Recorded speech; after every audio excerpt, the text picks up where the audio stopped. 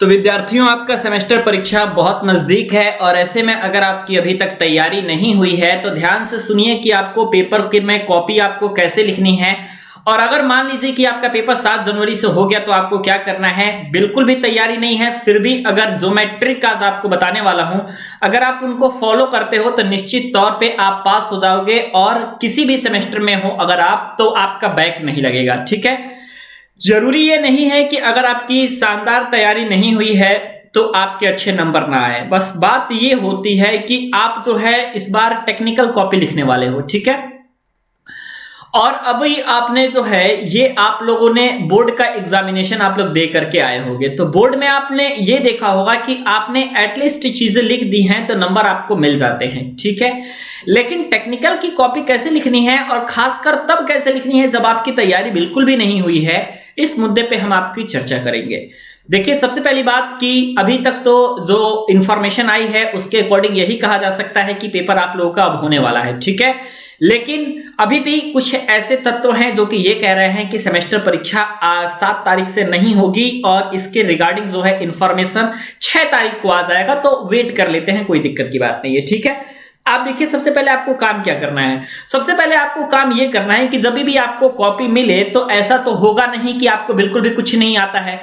आपको सिर्फ और सिर्फ वनली आपको वही अटेम्प्ट करने हैं। आपको स्टार्टिंग में जो क्वेश्चन आपको 100% कमांड है और जिस क्वेश्चन पे आपको पूर्णतः गारंटी है कि आप इसमें जो है गलत नहीं कर सकते, चाहे वो क्वेश्चन आपका 1 मार्क्स का ही क्यों ना हो, चाहे वो क्वेश्चन आपका 2 मार्क्स का क्यों नहीं हो, लेकिन अगर आपको उस बारे में पूरी कंप्लीट नॉलेज है और अगर बाय लक आपका वो क्वेश्चन 5 नंबर में नहीं आया है, लेकिन फिर भी जो है आप उसको अच्छे तरीके से लिख करके आइए। ठीक है, और पास होने का सबसे पहला तरीका आपका यह होता है कि अगर कोई विद्यार्थी एक भी प्रश्न को नहीं छोड़ता है बीटीई यूपी के पेपर में, board of technical education Uttar Pradesh के पेपर में, बीटीई यूपी के पेपर में अगर कोई विद्यार्थी एक भी प्रश्न नहीं छोड़ता है तो आप इतना समझ लीजिए कि निश्चित तौर पे वो जो है 100% पास हो जाएगा, इस बात की गारंटी है। लेकिन कुछ विद्यार्थी क्या करते हैं कि उनको मान लीजिए कि 50 में से अगर उनको 30 या 35 नंबर के क्वेश्चन उनको आ भी रहे होते हैं तो सिर्फ वह उन्हीं क्वेश्चंस को अटेम्प्ट करके और चले जाते हैं और पूरा अटेम्प्ट भी नहीं करते। और आप इतना याद कर लीजिएगा कि अगर आपने पूरा अटेम्प्ट नहीं किया है तो फिर आपके लिए मुश्किल होगी। ठीक है, आप एक काम करिएगा कि आपको सब्जेक्ट से रिलेटेड आपके डायग्राम अगर मान लीजिए मालूम है, कोई क्वेश्चन ऐसा है जिसका आंसर आपको परफेक्ट नहीं मालूम है, लेकिन उस परफेक्ट आंसर नहीं मालूम होने के बावजूद भी आपको उसका डायग्राम बनाने आता है, आप उसका चित्र आराम से बना सकते हो, तो आप सिंपल क्या करो कि आंसर संख्या लिख करके और उस चित्र को बना दो और उस चित्र में आपने जो जो चीजें बनाई हुई हैं उनको आप थ्योरी के माध्यम से लिख दो। जरूरी नहीं है कि आपको जो है ये चीजें नहीं आती हैं, आपको उसका कॉन्सेप्ट नहीं आता है, आपको उसकी प्रिंसिपल नहीं आती है, तो इसका मतलब ये नहीं है कि आप फेल हो जाएंगे। आप उसकी थ्योरी को लिखिए, आप उसकी रचना को लिखिए, आप उसकी बनावट को लिखिए। अगर आप उसकी रचना तथा बनावट को लिखते हैं तो कोई दिक्कत आपको नहीं होगी, आराम से आप जो है ये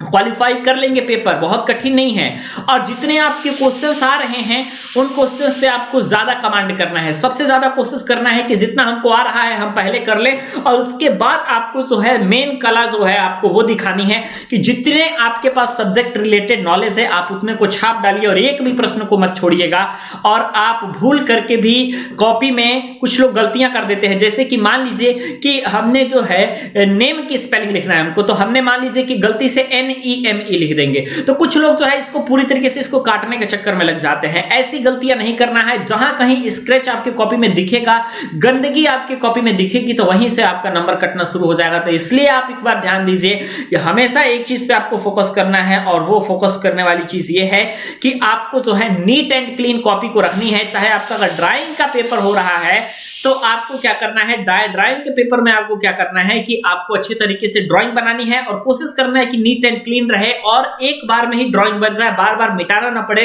क्योंकि अगर आप रबड़ का भी इस्तेमाल करते हैं तो वहां पे आपकी गंदगी होती है। पेपर में क्लीन पेपर रहेगा तो ये आपकी गारंटी है कि 50 में 17 एटलीस्ट तो आ ही जाएगा। लेकिन अगर पेपर में गंदगी होगी तो अगर आप बहुत लिखे भी होंगे तो इस बात की कोई गारंटी नहीं दे सकता है कि आपका जो है पेपर में 100% अच्छे मार्क्स ही आ जाएंगे। खराब भी आ सकते हैं, फेल भी हो सकते हैं, लेकिन नीट एंड क्लीन कॉपी रहेगी। क्वेश्चंस अगर ऑल अटेम्प्ट रहेंगे तो अगर एक एक नंबर भी कोई देता चला गया जाएगा तो आपका 17 पास हो जाएगा। ये उस स्थिति में हम बता रहे हैं जब आपका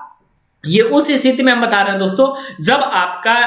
बिल्कुल भी तैयारी नहीं है। लेकिन अगर मान लीजिए तैयारी है, अगर आपने क्रैश कोर्स से पढ़ाई किया है, यूट्यूब पे हमारी क्लासेस को फॉलो करते हैं, तो मान लीजिए कि अगर आपके पास शानदार तैयारी है तो आप इतना नोट करके रखिएगा कि 100% आपका मार्क्स बेहतर आने वाला है। समय इस बार बहुत कम मिला है आपको, इतना कम समय में विद्यार्थी तैयारी जल्दी नहीं कर पाते हैं, बहुत कम समय आपको मिला हुआ है, लेकिन इतने कम समय में भी आपको बिल्कुल शानदार तरीके से तैयारी करना है ताकि first semester, third semester, fifth semester निकल जाए। इतना निकल जाएगा तो फिर इवेंट सेमेस्टर में जो टाइम मिलेगा उसमें हम अच्छे तरीके से मैनेज कर लेंगे और सारी चीजों को अच्छे से लेकर के चलेंगे ताकि फिर हमें किसी भी प्रकार के प्रॉब्लम देखने को ना मिले। मुझे उम्मीद है कि आप लोग जो है सभी क्वेश्चंस को अटेम्प्ट करके आएंगे और अच्छे तरीके से अपने सेमेस्टर परीक्षा में सफल होंगे। वीडियो देखने के लिए और हमारे साथ बने रहने के लिए बहुत बहुत धन्यवाद।